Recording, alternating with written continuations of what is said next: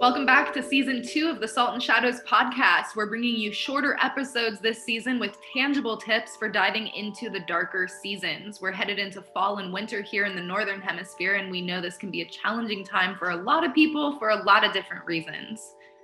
That's right. We are taking it slower and we are creating our content with more intention to support you in keeping the energetic change with the seasons of going at a slower inward pace. We'll be consulting both our oracle and tarot cards, as well as leaning into our intuitive elemental channeling in order to bring these messages to you today. And don't forget, we are now offering Salt and Shadows sessions, where we have collaborated to create a ritual that puts you at the center of the magic, bridging your outer world with your inner spirit. And now it is time to trace the salt and embrace the shadow.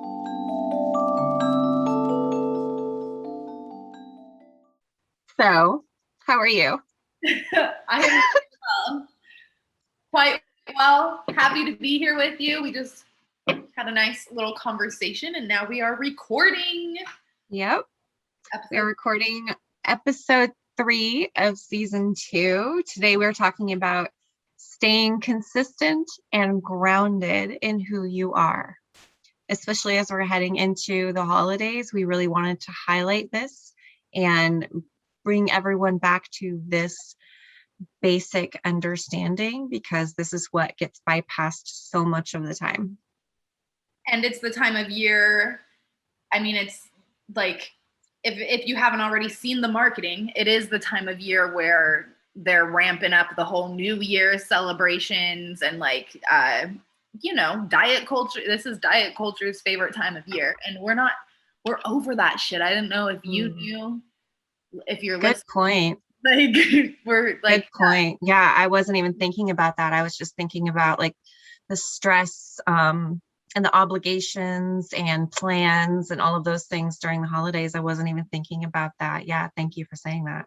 Yeah, and that's exactly what we're going to be speaking to today. The staying consistent and grounded in who you are. You don't need to reinvent yourself just because it's a new year. Like, celebrate the turn of the wheel once more and everything you've learned and who you have become over the years and where you're going, everything that's led up to you being the person that you are today, and celebrating yourself rather than being like, I need to change myself. I need to recreate myself. I need to take everything down because I'm a failure. And I'd like, there's such a thick rhetoric around the holiday season around like, just like the language that comes from diet culture of like being bad and like because you drank too much or you ate too much and you had too many sweets and all of this stuff. It's like, what if that wasn't bad? What if you like totally accepted yourself for indulging and celebrating and enjoying yourself, and now we can have a new year celebrating that? Yeah. I really feel that plays into what we're going to be talking about today, like what's necessary to prioritize. And it's something that I really feel can be a struggle for many people. And a lot of people don't really understand how to put themselves first, how to prioritize their mental care. And that's something we're really trying to bring the conversation back to consistently as well, because this is a season that can be challenging for mental care, for your mental health. Yeah. So we're really bringing it back to how you stay consistent and how you can support yourself during this time and making it tangible for you. And we've got our cards out here as usual. I've been using the Liminal Space Oracle cards, also my Visconti Tarot deck. And today I've pulled forward my Animal Spirit card deck from The Wild Unknown by Kim Kronz, because you are using the Wild Unknown Tarot from Kim. I am. My first tarot deck. Oh my gosh, this was not my first Oracle deck. But it was one that... Love how excited you were for that response. I was like, hold on, absolutely not. That is not true. But it's one that I really resonate with. Go on. Yeah. The Wild Unknown was my first deck. It was also, I just found out this recently, a witch that we both adore, Bakara, and we reference her often. This was also her first deck that was gifted to her. Oh wow. Which, by saying that, do not take away that it needs to be gifted to you. Please do not take that as an expression of truth, because it's not. You can get your own damn tarot deck. But yeah. Yeah. It would, I believe the story is that it was gifted to her by her therapist. No, but for you, was this gifted to you?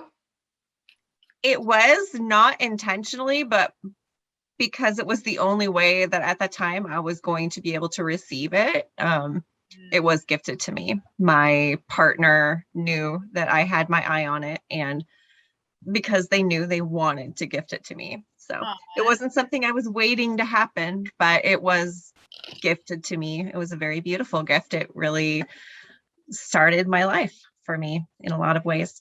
I would love to hear what you think of this, but in terms of like buying your own deck, because like when I started first getting into tarot a couple years ago, and I was reading Bakara's book, What the Fuck is Tarot and How Do I Use It or Do It? I was like, you know, she was talking about how it's very often you are gifted a deck, or like decks find you, and it's not so often that you seek them out, which I mean, I agree with you. You can totally buy your own fucking deck, but I would encourage being open that it might just find you some way, because I was like, oh, like I remember I started this in like January or December or something like that. And I was like, some friends know I'm getting into tarot. I wonder if anyone will buy me a deck for my birthday. And a friend just actually ended up loaning me a deck that a friend had just given her to borrow. So it was like a borrowed deck. Yeah. Yeah. Wow. So allow yourself to be open for the universe to provide. Yeah, absolutely. And I had seen images of tarot before, but none of it had really called out to me. I think a lot of people are familiar with the images of traditional tarot decks, like the Rider-Waite deck, and you could see that around at different things, but there was nothing that really spoke to me from that deck. And when I saw images of this specific deck coming up online, Instagram, that sort of thing, I was like, wow, there's something really powerful about the symbolism on that. And I'm really curious. I want to understand it. I want to, like, it did call to me in a way. And it really, I feel like in a lot of ways, this deck helped a lot of witches recognize themselves. It kind of was at the beginning of a revival of reclaiming tarot, as it were, and modernizing it, bringing it up to date.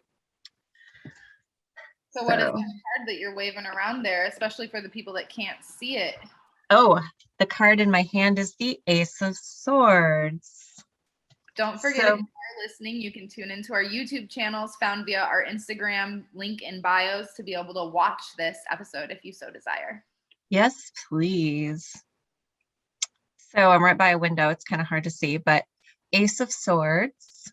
And I really feel that this brought in a very specific message today. I sat with this card before we came on here, and I was really getting very, no pun intended, clean, clear-cut messages of what this symbolizes right now, because I really feel that we need clarity in understanding how to support ourselves and what that looks like.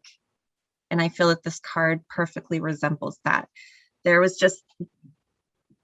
this space of, because it's swords, it represents the air element. So you're getting into the mental realm, which is what we have been discussing. And the mental realm is going to be your thoughts, your ideas, your fears, the things that you really allow to dictate your choices. And when you come into the Ace of Swords, it's a new dictation. It's a new level. This is a threshold into something different. And that is what we need to be able to be presented for. That's what we need to be prepared for, is the ability to be fluid and to accept change because it's necessary for growth. I really felt like, especially with just this, the way this sword is, and when the sword is pointing straight up, when it's straight up that way and facing the heavens, it is meant to be a symbol of pure truth, your pure truth. And you're finally reclaiming that when you're in this place. I really felt that the message behind this card for us right now was really coming into a place of clarity and understanding. There is no more room for excuses. We're not going to hesitate any longer about our boundaries. We're going to call them in. We're going to hold them strongly, because we're seeing there's also this in the card, and the symbolism wrapped around the sword. There is this snake in the figure 8, also the infinity sign. And it's a rainbow. Yeah, it's in a rainbow. And this is really the only deck I've seen that symbolism with the infinity sign with this specific card, but it really rang true for this, because we're really starting to understand ourselves on such a deeper level, and understanding our mental health in this place that it deserves. It deserves to be held. And so there's this truth coming through with that there is no more room for guilt, no more room for blame. We need to call in clarity, and we need to hold our boundaries. I also hear communication is absolutely part of that. It is. You have to use your voice. Voice and also vision. Like I'm like, this is giving me chills, because I'm suddenly remembering, like, upon arriving over here in New York this year, clarity was what was coming up for me. And I even like wrote this in my journal, like, clarity. I want to be clear. I asked for my guides and my ancestors to just make the path abundantly clear. And as I was just like feeling empowered and invigorated with clarity, I was like, I don't feel fucking clear. Like, I don't, what is the vision? And so allowing yourself, like, even painting the vision, like, what does it look like to you? What does it feel like to you? Like, you do not have to know the steps or anything like that, but can you believe that it's possible for you? And can you paint this picture for yourself? Yeah, absolutely. I didn't even bring up the Oracle card that I pulled for it yet. Now it's time. But the Oracle card that I pulled was Higher Perspective. And I did love the duality of the air sign and air symbol of the swords. And when you come into this, it's this winged, like, mentality, like you're in this place of the mental realm. I love how that goes right in with the sword, the mental, straight to the point. And then this is like just like an expansion with the wings, like lifting up, and just almost like this floating sensation of being there. Hovering. You're not like drilling it. You're not white knuckling holding it on. You're like in right relation with the mental realm. I like that a lot. Yeah, that feels good. And allowing that light to come through, allowing your truth, allowing the purest, clearest communication to come through, despite what may feel confrontational. Again, we're clearing away no more guilt, no more hesitation. We're standing up for ourselves. We're holding clear boundaries. But it's from a higher perspective. It's not from an aggressive place. It's from a place of understanding that our mentality needs protection. And we are the ones that know what we need. So we have to be able to see it, and we have to be able to exist in that realm and protect it. And I would say to sit with and be with the uncomfortable, the feelings that are coming up, like the guilt. What was the other one you were saying? No more guilt or blame or shame. yeah. Yeah. And as those may come up naturally, you know, you can't control that you feel that way, but don't try to push it away. Right. Be with it. Sit with it. Understand it. Like, oh, this is what I think I'm feeling guilty. This is what guilt feels like. And breathing into that and recognizing where it comes from, because we are here to validate you and tell you that it is in your birthright to have boundaries and to know who Yes. you are and to have self-respect and self-awareness. Yes. Just drew Mirror Mirror from the space, which is basically, do not turn away from what you think is an ugly reflection. Can you accept everything? And in this acceptance, your self-awareness expands. Mm-hmm. And in that self-awareness, as it expands, like the first key to any change is noticing. And you can't notice without that awareness. Yeah. Yeah, that's really beautiful. And it's, go ahead. Sorry. Also, just reflecting on, you can only see as far as you have come. Say more about that, please. So if you are making choices based on not experiences, but on what others have told you about experiences, it's not coming from a place of recognition within yourself. It's coming from a place that they recognize and their perspective. And it's really time to, Compared what's that?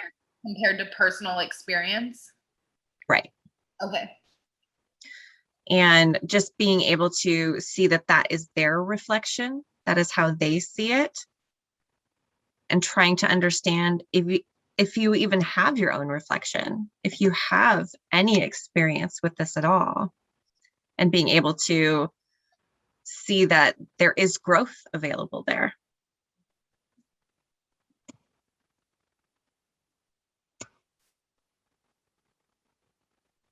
It's really beautiful. I'm just taking that in for a moment. Yeah.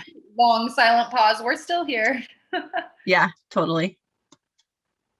I have to do that with things you say too. I feel called to share an animal that I drew from the Wild Unknown deck. It is the mouse, which is an earth card. Little mousy, but little micey are detail oriented. They're nitpicky. They have like kind of fast moving, worried brains. This reminds me of like a classic perfectionist too, a little bit maybe. And I think it's a really nice remembering in these tools that of self-awareness, especially that you're building, that you can come back and you can ground. And from that space, you can find confidence and empowerment and enjoy this season. It doesn't have to be dread. Like you are capable of being in control of your mental state. And I don't say that lightly. I don't say that lightly, especially because I know what it's like to live with depression. I know what it's like to be extremely anxious and to feel like you have fucking no control over your thoughts. And we're here to encourage you, support you, remind you that when you show up for yourself, that paradigm starts to shift. Yes, absolutely. It comes from a place inside. It comes from a choice that we have to make. This mouse is also reminding me of having purpose. And I, of course, love the practice of working with your core values and understanding what those values are and holding those up in your life to make sure that you're living in integrity. That's part of what I teach in my Well Self course. But aside from going deep into what your values may be, just setting an intention. What do you want this season to be like? What is the fall season for you? Like, because what if, and I love what if statements and questions, but bringing that forward you know how it usually is. Maybe it's usually stressful. The family's always arguing, or like, it's just shit. You don't like it. Like, what if it was different this year? What would that look like? What kind of image can you paint? How can you ground into yourself and feel purposeful? Find that meaning. I like thinking of how, oh, I'm sorry, go ahead. Oh, I was just going to say, and let it be your guiding compass or guiding light. I like finding little things that help you like navigate and to just use for a little bit. I know I use that term a lot, but it's just little things to keep in mind, and those can shift and change all the time. And sometimes we have like those core values or core compasses. Well, I feel like our guiding light really becomes essential during season where we don't have a lot of light too. That becomes our focus. Absolutely. That brings an image to my mind of like the inner flame that is often talked about in yoga and in many spiritual practices, that lives in your Agni and your solar plexus, of really protecting it and remembering, as hard as it can be to remember, that light doesn't go out. We forget about it sometimes it dwindles down, but there is a light inside. Yes. And maybe that doesn't resonate, let it sit, change the wording, whatever. But it's talked about through many traditions, many spiritual practices, many religions. Like it's just constantly talked about. Poetry, artists, like everywhere. Yeah. A lot. And usually that means we're on to something, even if we don't understand it. Yeah, to think that all these different angles and of the world, people are like realizing, like, I feel like there's like a light inside of me, or there's something drawing me to understand myself more. It's like the wild calling us back. I've heard that term too, which really resonates with me. Yeah. Yeah. I liked the imagery of the mouse too, in thinking of being more in our seasonal changes, more in tune with the energy of the seasons as well. How during this time of year, especially as it's starting to get darker and colder, they're underground. They go underground, they go into the earth, they go within. Despite being really active little animals, there's still a time and a season for them to be less active as well. Yeah. And that's another thing to remember, is don't get caught up in all of the energy. Don't get caught up in staying in a pace that is not healthy for you. Even if it seems like it's an obligation, or it seems like something everybody else is doing, so you should be able to also. We're no longer comparing. This is about us as individuals and what our needs are, and knowing ourselves, just like we're talking about, consistently knowing ourselves. And even if you don't know yourself now or feel like you do, this can begin the process of starting to recognize what comes up for you. Yeah. And what you cannot do any longer. Recognizing what is yours and what isn't, and what that feels like in your body, just starting to tune in and notice. I felt as you were sharing what, like, the mouse and the underground and going within, which really deeply resonates. And I love that. I just felt like I needed to draw another card here, and the Beaver card came up. Baba Beaver. I don't know why I just felt like saying that. I don't even know what that means. But the Beaver card is, well, it says, like, in the book here, it says that the Beaver personality is a welcomed sight, and that when in balance, you feel happy, you feel like you have meaningful work, which the mouse is asking you to set those intentions and to find a meaningful work rather than just being busy and worried. And that when the beaver is out of balance, they feel useless and worn out, which is also the mouse running itself around, just useless, like no purpose. That's exactly what the mouse card says. And to bring into balance, especially like selfless service. And I feel like that is absolutely the essence of the holiday season, no matter what your background is. People like, it's a time of year for giving and thinking of others and having meals together. And that reminds me of the Tribe of Dreams that you drew in our first episode, and bringing people together and having it for nothing more than the purpose of that connection and community, which I know are some core values of my own life. And we've also, research has shown that as human beings and social creatures, we are wired for that longing and that connection, that love, that security. Right. And also I love bringing up the context of service, being in service. Don't get it twisted. Like, this isn't about compromising yourself to serve others and show up when they, have this expectation that you should, right, even if you don't want to be there. This is service that calls to you, service that feels that you are drawn to helping others and showing up for them. And you show up for them where you feel called to give that energy. You don't just give that energy mindlessly. Thank you for that reminder. Yeah. So maybe service doesn't resonate. You can also, because it took me a long time. I was like, service, what does that mean? And like being in service and selfless service, it's very much like a spiritual term, I feel like. Yeah, it is more of a spiritual term. And I think that a lot of people will be familiar with it in a way that it's been framed for them. Mm-hmm. And I think we're in a place of reframing what that means for us. Yeah. And language, right? Find the language, like if giving feels better or sharing feels better. Yes.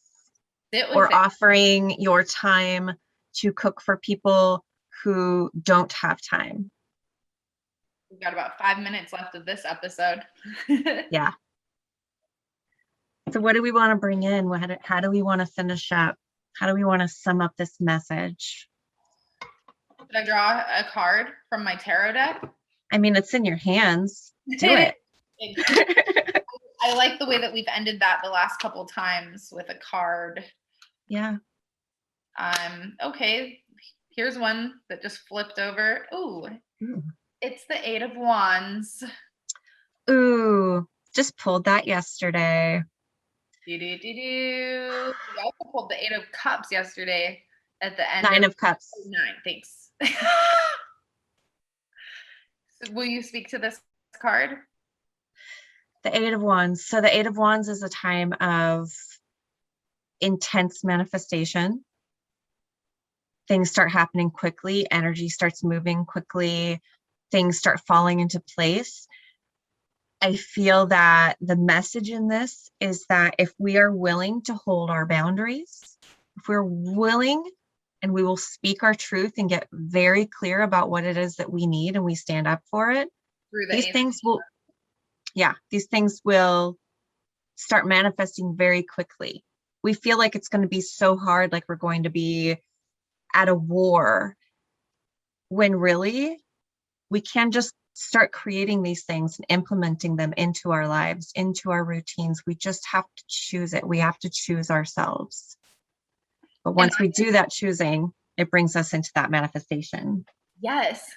And I see this 8 of Wands as a reminder, like kind of almost like a little, I'm lately love the term bop on the head, but just a reminder. I'm going to say it. I'm going to be blunt about it. Yeah. You know what you want. Stop hesitating. Stop second guessing yourself. Yes. Self-doubt is the enemy of intuition. Like, yes. Stop it. You know what you want. You know that you can do this. You know that you are capable of it because you can feel it in your heart. And you don't have to flounder and be like, I don't know how. We're telling you, paint the vision, take a couple breaths, sit with yourself, and move forward from there. The answers will come to you. You know what to do. Yeah. And Wands is fire energy. Fire energy is creativity. It's joy. It's manifestation. It's passionate remembrance of who you are and what you're here for. Like, yes. It's a beautiful energy. Let it be fun. Let it be light. Let it be big. Like, that is what life is about. Life is not about this suffering and this stress. Like, we are reclaiming our lives, and we're going into a season that can be dark. It can be a time to come in and to cradle ourselves. And it's also a time to celebrate with others and to know who we are and what we want in that space. Yeah. Come face to face with yourself. Come face to face with that mirror of what you want your life to look like.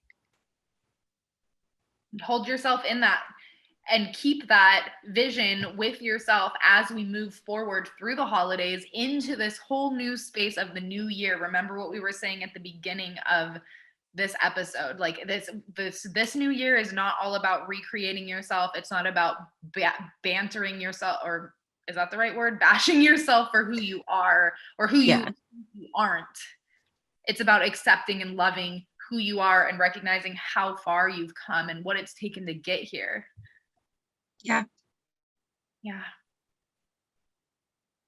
And that 8 of Swords too, like it really brings it into this Infinity 8 to me, or the 8 of Wands, where they're connected in this way of numerologically, 8 is a number of movement. It's a number of finding your pace and moving forward with it. You're putting it into action. Wands is action. So you're placing these boundaries for your mental realms here with divine protection, and you're putting it into action through that 8 of Wands movement. And that energy comes on fiercely. It comes on fiercely. It comes on fiercely. And it's so strong too, because it's so pure. It was always necessary. It was always true. It was just denied, and you reclaimed it. And it's not permanent. It's going to shift. The wheel is always turning. The season is always moving. So find your space in this. Find how you can accept and be content. Content doesn't mean that you're necessarily, for me, contentment is even finding some sort of ease and comfort within the dis-ease or the discomfort that is life. Yes. You can do this. You can do this. Yeah. Find your fluidity. Find an ability to be able to shapeshift and move and grow and create while you're demolishing and cutting down things that no longer serve you. You can do both at the same time. You can carry both. You can do things that you don't think you can do. And if you want to be held in this, if you want direct, tangible tips for your specific life, Dyanna and I are taking on our Salt and Shadow sessions again, starting this November. That's a 2-on-1 practitioner situation. We are there for you, both of us. It's a ceremony honoring yourself. You can read more about it via both of our websites that you can access via our Instagram, or just go to selfcarecreature.com or safepassagetarot.net. Yeah, we're so excited and looking forward to holding you in this space. Yes, thanks for being here. And if you feel called and you want to support, a free way to support that we would highly, really love and recommend, please write a review, leave a review on one of the platforms, on Apple, on Spotify, Amazon Music, wherever you are listening in. It would really mean a lot to us. And take a screenshot and send it to us so that we can shout it out. So we can see you. We'd love to also read it out loud here on the podcast. Yeah. We will read them out loud. Thank you for making this podcast possible just by tuning in. Shout out to our assistant, Leanne, for editing all these videos for us. We'll catch you guys soon. Bye.